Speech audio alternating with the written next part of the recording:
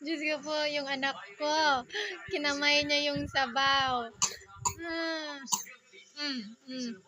Ha? Paano mo kamayin yung sabaw? Oh my God. Malinis yung kamay mo? Hihigupin ko pa yung sabaw mamaya. Ba't mo kinamay? Lokong bata niya eh. Ganahan, sarap na sarap sa ulam. Eh, ano yung ulam mo, nak? Ano yung ulam mo? Lechon. Lechon na baboy, na pinaksiw. Ay, hindi. Sinigang.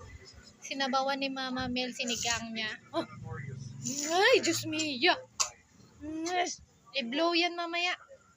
Diyos ko, ba't mo kinamay yung sabaw? Namet? Namet? Sarap ng ulam? Thank you ikaw dun sa lula mo. Mag-thank you ikaw mamaya. Sabi mo, sarap ng ulam. Kinamay, Mama Mel. Ang apo mo, kinamay yung sabaw. Ano? Sino?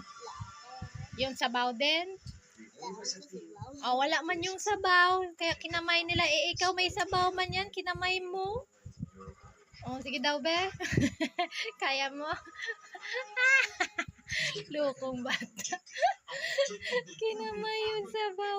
Higupin pa natin yung sabaw niyan. Kinamay mo. Malinis yung kamay. Nagasan mo. Sure? Sarap po. Sarap ng sinigang. Sinigang na lechon baboy. Sarap. Thank you po, Papa Jesus, sa pagkain, sa blessing. Amen.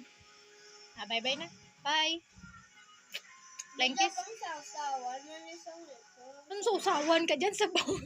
Ginawang sausawan yung sabaw. Lokong bata.